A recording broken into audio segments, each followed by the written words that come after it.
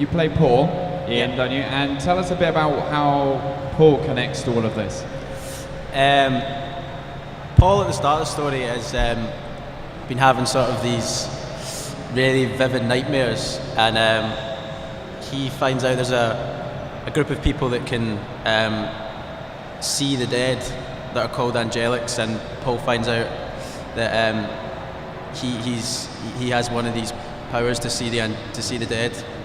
And when you first saw the script, what was your reaction to it when you first read it? The first thing which I said to Jack was that I was just quite keen to watch it, so to be a part of it was really cool. And what's it been like for you working with the other guys? Because you've got quite a lot of time with Daniel, because he's your best friend in the series. And what's it been like working with him and the general buzz that's on the set? It's cool. Like, literally, I think early on in it, me and Dan were on set filming some sort of action CGI scene, and Farron kind of came in and was like, right, we're doing this here, and we were like, yeah, we're serious actors, that's fine. And then we kind of went off in the corner and started giggling, like, because it's just cool. It's a really exciting thing to be part of.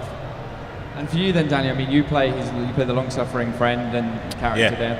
What's it like for you? Because tell us a bit about your character in the series. I play Mac, and he's his best friend, and it's a really obsessive comic book film fan, and he just goes on one, and he's just obsessed about it, and everything in life is reference to films and stuff in films and character in films and characters in comic books. And he just goes on one, and like they've just been living in each other's pockets for like since they were little kids, and it's just about their two relationship, the relationship, and the two of them, about one special and the other one's really scared about being left behind, and it's a really cool dynamic, I feel, and yeah, cool. And between the both of you, I mean, had you met before you did the series, and then if not, how did you then bond over when you first started working together? How long did it take? Oh, his face. The face and look told 1,000 words. No, we met at an audition, and then he was Scottish. That's what it was. He was Scottish, and then he started speaking, and he was English, and I was like, what the fuck? Like, it was just crazy. It was really good accent. And then we just went out for a couple drinks, and had a little bit. No, we're cool. We just clicked, and it's cool. You're just gonna sit there and go, hey, I don't know what to say. No, we get on really well off screen as well as on screen, so like, it's cool. It's quite easy when we get to do stuff, like, sort of comes quite naturally. And then Lily, how does your character fit into these two? How does you get involved in the fun that they must be having? My character is called Anna, and she's Paul's twin sister, but she hates him, and she hates his best friend Mac. Right. Because she thinks they're losers, and she thinks she's really cool, but she kind of is. She's sort of in a different world to them, because she's just all about being popular at school, whereas they're dealing with like the fades and stuff. And how did you react when you first got the role, and what was your first thoughts when you saw the script?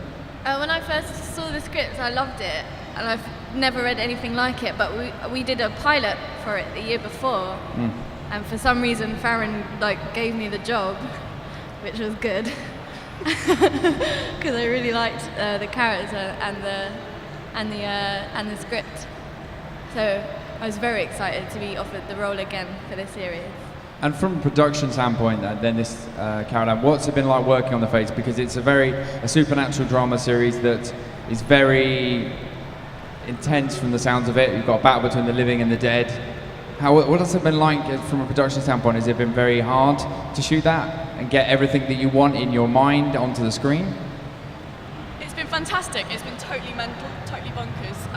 I think we've had way too much ambition for what you normally attempt to do, and yet I think that the team that I've got have been just so completely brilliant that actually, in many ways, when I watch, we're just in the edit at the moment, and I watch the episodes, and I think that they actually look better than anything I dreamed that we could have achieved on BBC Three, which, you know, is partly down to the scripts, and a lot of it's down to this man here for his great vision for trying to, you know, bring everything to the screen that we wanted to do within all many constraints of time and money and, you know, the normal sort of stuff. And then the next question is for Jack and Farron. Now, Jack, you've created this world you've got a battle between the living and the dead, and you've got this idea in your head. How did you come up with that idea? And then once you came to production Farron, how did you then take that idea and make it into what we're going to see on the screens and what we've already seen on the screen? It's always really hard to say where things come from, because you sort of go, well, it's a mixture of all the stuff I've read and seen for the last 32 years and my own personal psychosis. And for me, I wanted to do a show about how I felt as a kid, which was profoundly lonely and a bit weird, and then this sort of world grew up from that, and it was. I don't plan too much. I should plan more. It would have made it a lot easier. It was a sort of tumble out of stuff, really.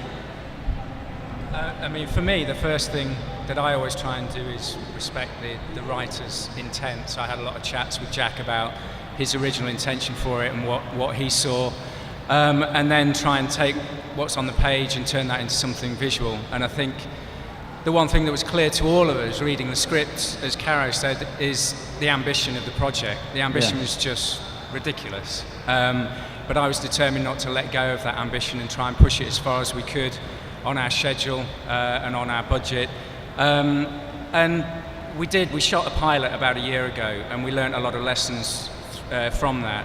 And Jack had spoken at the time about, how he felt that he'd wanted to write something very graphic, which I felt that he did. So visually, it seemed to lend very much to the style of a graphic novel movie. So I immersed myself in those kind of projects in the lead up to the series. And it was about finding a style that A, worked for telling the story, but also that we could achieve with the time and money that we had to do it. So I think between us, we've managed to make something look like a movie on a pretty low budget. So I think we're all thrilled with that. And on the project so far then, what for each of you has been the toughest moment? Am I allowed to say now? Yeah. That we're currently coming to the end of the scripts, and it's a nightmare, and it's really hard. Everyone else? For me, I think it was just reading what Jack had written, and in your first reaction. For me too. That wasn't the hardest bit. My shit. Reading that, reading it, and basically going, how on earth are we going to do this? One thing that we had to do from day one was to look at all the mental sequences in the scripts and decide which we could achieve and which we couldn't. And we quite often went back to Jack and said, I remember an early draft of episode 2. We had a character rowing out into the middle of a lake. He sprinkled some dust in the lake froze over, then it cracked open, flames came roaring out, and he turned the whole lake to acid. And we kind of went, that's amazing, but I don't think we can do this. So Jack, can you rethink that? So then Jack goes away and he comes back with someone jumping out of an aeroplane and falling down a mountain and swimming the channel. Do you know what I mean? Not literally, but his brain is so, it only functions with ambition. So it was about just trying to, take what Jack had and do I think several really big sequences well, and then and not stretch ourselves too far, really. And Ian, what about you? There is quite a few scenes that become with CGI and things like that and action, so they can be quite technical at some point. So that can be quite difficult. But to be honest, because of Caro and Farron and Jack, there's a lot of rules, to be set, and they kind of know it all. So whenever you have a question, you can go up and ask, and they always know the answer like that. So it's kind of been all right. There hasn't been too many really hard points yet. Caroline, what's been the big challenge for you? It's always about harnessing the madness of the Jack for me, I think. I think probably the biggest challenge is about to happen in the next week, just getting our final episode ready and prepped in time, when I literally spend every day at the moment either on set watching brilliant stuff being filmed for the 4th and 5th episodes, or in the edit with Farron, excited about the first one and how it's looking. And it's just, I think the challenge for me is just to make sure that the show ends with a real bang, and that's kind of where we are at the moment, I think. And what about you, Daniel? What's been the biggest challenge for you so far? It was the other day, and when I came to set on Monday morning, and they were like, so there's these recaps of the episodes and Mac talks. And it was voiceover, yeah? They were like, I was like, cool, we'll just do that in ADR, which is this thing where you go in the studio after the thing's shot. And then Carol comes up to me and goes, no, we want to shoot it tomorrow. And this is like 8 pages of dialogue of me just talking to camera. And I was like, tomorrow. And I had to do the scenes for that day and then the scenes for the next day. And I just had to learn these scenes, and then I had to it was just flipping, and I did it with Farron. And yeah, Nanu and all that. And then it was just, it was flipping tough, but it was cool. We got through it. It's cool. Wow. Yeah, 8 that pages was of actually my dialogue. hardest moment, telling him to do that, to be honest. Oh, that was your hardest moment to do it? All right, fair enough. And what about you, Lee? What's been your hardest moment so far? Whenever there's prosthetics or special effects, because I'd never worked with prosthetics or special effects. So it's tricky, but good. And you mentioned the fact that there's 6 episodes in the series now, and you've mentioned the word ambition and a lot. Now, how much, that must have been extraordinarily challenging then to condense all of this ambition and imagination you've got into 6 episodes. How have you found that? What have you managed to cut anything you didn't like, or has there been something you've got, oh, I really wish I could keep that, or? I mean, because I think every script's gone to about 8 drafts. So there's probably 8 different versions of every story with 8 different things happening in it. So there's a lot of stuff that if we did get a series 2, there's stuff I'd like to do. Condensing stuff down, no, I mean it's always been about following Paul's story. Do you know what I mean? You know, and so you just kind of go, where's he going? How's he getting there? And what's he feeling? And And the cast itself, Fran, it's got a very dynamic mix to it. You've got nice young talent, you've got some more experienced talent, you've got a blend that's really well put together. How long did that take you to do, and what was the key thing that you were looking for when you were actually casting? Well, I mean, it took quite a while. I mean, the casting is key, really. Casting and scripts, you know. I think Hitchcock used to say, once you've got a great script and you've cast it, you don't need to make the film anymore. And in some regards, I know exactly what he meant, because if you can get the cast right, you're more than halfway there. As we said, we shot a pilot a year ago, and one of the strangest things was, testament to Lily, really, because it was Lily and Danielle Nardini, who plays Helen, were the only 2 survivors from the pilot. Because once we saw the pilot, we saw it in a different way in terms of the series. We wanted to make it feel more grown up. And so effectively we were starting again. So it was really hard to imagine new people in the roles, but we did. I mean, the key to it really was the relationship between Paul and Mac. They're the driving force throughout the series. Jack's writing is pretty unique in many ways, and what we soon discovered was there aren't that many actors capable of delivering Jack's dialogue and delivering it well. So when we saw Ian and Dan come into the room and it just clicks, then we knew we were onto a winner. So I think Cara and I were very relieved from that moment onwards. So that was the big day in casting, really, is that we had a couple of auditions with Ian and Dan, and they came in and read together, and I just remember sitting there thinking, please be good, please be good, please be good, please be good. And they came in and they read it and left, and it was a little bit like me, Julie, our casting director, and Farron just sitting there going, okay, high fives, we've got it now, job done. And everything else kind of fitted in around them and what we saw of their relationship, because there's so much the kind of, the heart of the show. So, if you'd like to ask a question, now's your opportunity to find out what you would like to know about the Fade. So if you'd like to stick your hand up, please do. Straight away, lady at the front. How many episodes are there? There's 6 1 hours. Oh, and lady at the front. This is a question for Jack.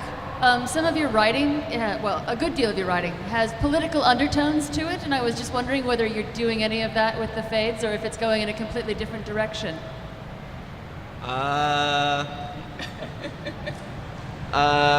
Probably. I don't know. It's I'm not a particularly clever person at working out what everything says. I sort of which has been a constant problem throughout the show. So in terms of political and what it means politically, I'm not entirely sure. I think it means something, but yeah, it'll be really interesting to know what you think it means when you see it. Is this a case you say that sometimes when you write, you just write it out on the page and then afterwards you think, oh, there was something there to that? So you don't intentionally ever write the undertones to it? Exactly. I mean, the sort of, even the relationship between Paul and Max sort of is sort of a surprise to me, in that, you know, that I realised the whole thing is a subconscious desire to revisit my childhood and have a best friend, which I didn't have. I was Paul without Mac. I was sort of wandering around on my own without any friends, and you know, and that sort of thing of just discovering that, and you know, and then you kind of go, yeah, this is the person I'd have wanted if I could have had anyone, you know, and that's always kind of nice. I'm here for you, Jack. Just curiously then, if your writing's based on a lot of your personal experiences, have you ever had any supernatural encounters then? Sadly not. Still waiting. Never, still can happen. If you have a question, now's the time to stick your hand up. I thought I saw a hand up at that point. Oh, behind me, I'm going, blinding me, old age. It seems that the Fade is mostly about ghosts and those sorts of creatures. Are there any other beings that are going to be featured later on, maybe?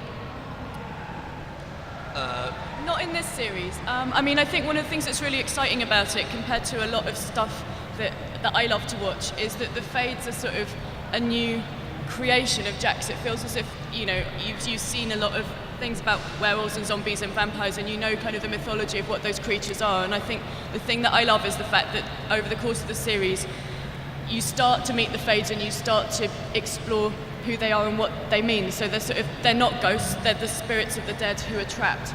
And over the course of the series, we meet more of them and they evolve, and our understanding of them changes a little bit, I hope. But yeah, so that's what it's about, really. And a question again from the front. Is there much humour and comedy in it, or is it all doom and gloom or anything? Loads, absolutely loads. I mean, I think I'll pass over to Jack in a second, but basically, so if I think that tonally, the way that this man writes is really, really different, and it all comes out of the characters, but basically you've got kind of massive extremes in the series of sort of really, really funny, heartwarming stuff between Mac and Paul and the kids, and then you've got some really quite shocking scenes when we go quite full on into horror. So it's a real blend, I think, of the two. Okay, a question for this man right here. You've mentioned different series. Are you currently commissioned for one series, or will you be doing more in the future? We're commissioned to one series and hope to get loads. If all you guys go out and watch it, tell all your friends and family to watch it, and pass that on as well, then we might get a second series. So. And you mentioned the horror elements with there. What has it been like particularly for this is, I suppose, directed at Ian and the other guys? What has it been like for you only having to act the horror scenes out? How have you managed to get the motivation for the face? Because you may not be able to see the face because it might be a lot of CGI work. Whatever you could, kind of, what tricks have you used to help you get through those scenes? It's really handy for me and Lily because we're normal and we don't see the fades, so we just have to be. But it's weird because then you have to pretend that someone that's dressed really gothically doesn't exist when they're walking past you, and just carry on the scene as normal. But it's really cool, man. I really like the element of it. I love stuff like that. So it's quite easy. You just got to keep focused and just pretend that Natalie Dormer doesn't have a light thing under her shirt. That's all you got to do. It's all good. And Ian, what about you? Yeah, it can be like there's a lot of makeup and things like that in it, and you know, a lot of it's so great on set, and because we've been so ambitious, I think it's kind of worked though. So there's a lot of things on set that really help with that, because it generally looks scary sometimes. And the sets and stuff some of the sets we're in are amazing, which you'll see, like, and that kind of adds to it for you, like when you get on there, it creates that sort of atmosphere. And what about you, Lily? Yeah, like Daniel said, we haven't had to do that much with the phase as such, because our characters can't see them, but we do have to. I don't know how much I'm allowed to say, you see. But yeah, Ian's answer was good. Okay, we won't push you on that. But one of the things that's coming across Sunday, there seems to be a very intensity to the story as well. How is that? How once you've done, then you've had to deal with that intensity how do you deal with that when you come off set? Particularly for Ian, I'd imagine, because you sound like you've got your character has apocalyptic dreams. He's dealing with the discovery that he's part of the angelics. How once you've got all that intensity in the script, how do you then channel it once you've stopped playing the character? Do you know what?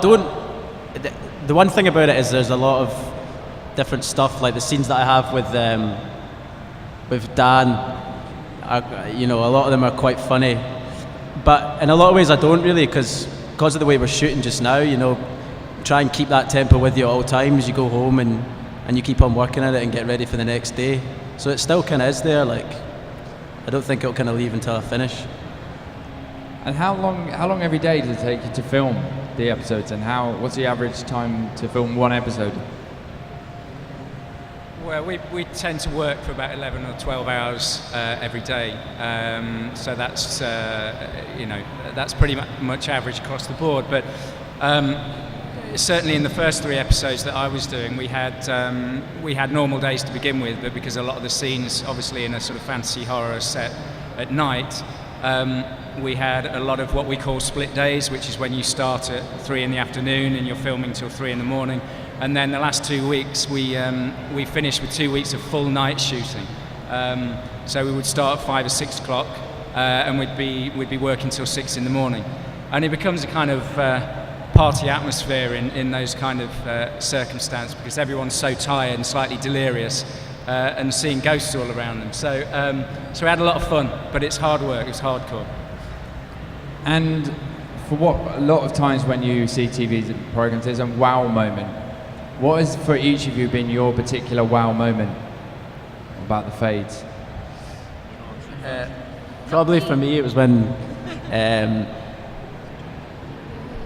I found out Johnny Harris was in the fades. Like, he plays a character in it, and like, I'd seen most of his stuff, and I found out he was doing it, so it was like a big moment for me. I think mine was probably a couple of weeks ago, when I was deep in the middle of getting the second block in its first week off the ground, and I spent a lot of time on set with the second director, Tom, planning and prepping stuff and doing storyboards and all of that kind of stuff. And I walked back into the edit, and Farron, who had come off 4 weeks of night shoots, and by the end of it was maybe slightly tired and maybe slightly delirious, was sat in the edit looking like the most cat that got the cream version of himself that I've ever seen. And he showed me a very, very, very early version of the first 10 minutes of episode 1, which is this incredible action sequence where Ian first sees our monster, and it just blew me away. And I went back to set in a slightly ridiculously hyperactive way. So yeah, that was my wow moment, I think. There have been a lot for me, to be honest with you, but I think there's one particularly at the end of episode 3. There's a real pivotal moment that leads us into the second half of the show, and I really can't say what it is, but in terms of what we were able to do visually and quite what happens and the way the story turns, it was a big moment. I was there on set and really felt like I was at the helm of a movie, and it was just a pleasure to be there. So, but there's a lot of those, so look out for them. The Caro, when everyone was starting to hate each other about 5 weeks into the show, she got the editor to edit together a 10-minute sequence of all different scenes from the show to tell us that we were doing all right, basically. And there's this scene between the two boys in Mac's bedroom that's just a very delicate little scene, and it was just, it was everything I wanted the show to be. And that was my moment of just going, I've got a huge smile on my face when I just saw those two together, and it was just, they're just brilliant, and I felt blessed. What about you, Daniel? And I'm not saying this because he said a compliment. I'm saying this because I've got 2. It was no, I haven't got 2. I forgot the second one. But it's when the scripts come in, Like when the scripts come in, no, it is, yeah. I got to finally remember to go on. When the scripts come in, and it was like when 4 and 5 came in and stuff, and you're just like, bloody hell, this is like this is amazing stuff. Like I'm not actually saying this to say it. It's actually amazing stuff and amazing writing. And also when on the first day of shooting, and I had a talk with Jack, and he explained to me about like you're on a mission to save the world and this, that, and the other, and talk about it. And I'm such a big fan of Heroes, and like I felt like I was in Heroes, and it was like a dream. Do you know what I mean? It's like this is why I got into acting, is to do stuff like this. It's like, what do you mean save the world? I'm gonna help save. That's crazy. And I'm like, someone's gonna watch that and go, rah, like Daniel helped save the world. I don't know if he saved the world. We haven't read 6, so I don't know if that happens. But it's that's amazing. That to be a part of it, and how ambitious it is. Yeah. And Lily, what about you? Yeah, like Dan said, it's when the scripts come in, it's really exciting. But also, for like the first few weeks we were filming, I didn't look at any of the shots and how they were filming it. And then one night I actually looked at the screen and I just realised how well it's being shot and lit, and it just looked amazing. That was my wow moment, and the shots just look amazing. They're so nice. Okay, we've got time for a couple more questions from the audience before we have a look at the fades again. So it's your last chance to get an idea of what this fantastic series is going to be like when it airs. Which I suppose is the next question though, really. When will we be seeing it air on BBC Three? This September. Fantastic. And for 6th episode, is there going to be a particular night that we'll be seeing it on, or do we not know yet? I think it's a bit too early to say. Oh, okay. And there seems to be a real vibe and a real chemistry amongst all of you. And I noted earlier that you mentioned that you noticed it when you first had the 2 boys interviewing, but when you had the first meeting, the audition. How long did it take for the rest of the cast to kind of all gel together into a team? Not long at all, I don't think. I mean, it took us a while to have all the cast in place. We've got an amazing cast: Johnny Harris, Natalie Dormer, Daniela Nardini. The list goes on. And these guys are always working, they're always busy, and they've got lots of offers. So we were hanging sort of by a thread on 1 or 2 decisions that seemed to take a while. I think perhaps Johnny and Natalie were the last 2 to fall into place. But it's a cliche to say it, it's like one big family, but it has been. I think everyone knows that in order to pull this show off in the way we want to pull it off, we've got to really work together, and that's what everyone's done. And we're all juvenile at heart, so it's just been like the playground, really. Well, ladies and gentlemen, please join me in giving a massive round of applause to our cast and production team of The Fades, which will be airing on BBC Three in September. And we're now going to have one last look at what I'm sure will be the next big hit series on BBC Three.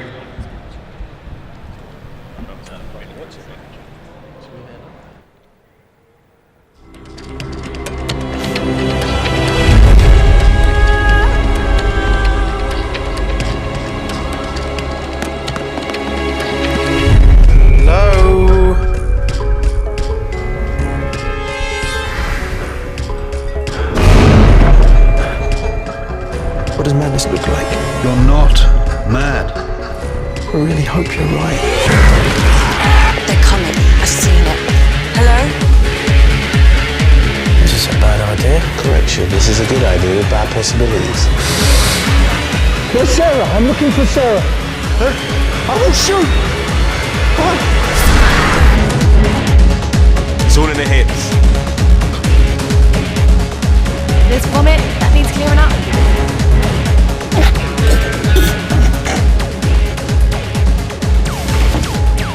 What are you? Your best friend? The fades are coming. The fades are coming. It's Wow. There we go. Let's give a round of applause to our cast of The Fades and production team of The Fades. They will be doing a free signing very, very shortly in the signing areas. So if you would like to have a free signature from our cast and production team, and also ask them some questions, they'll be signing for free very shortly here at the MCM Expo.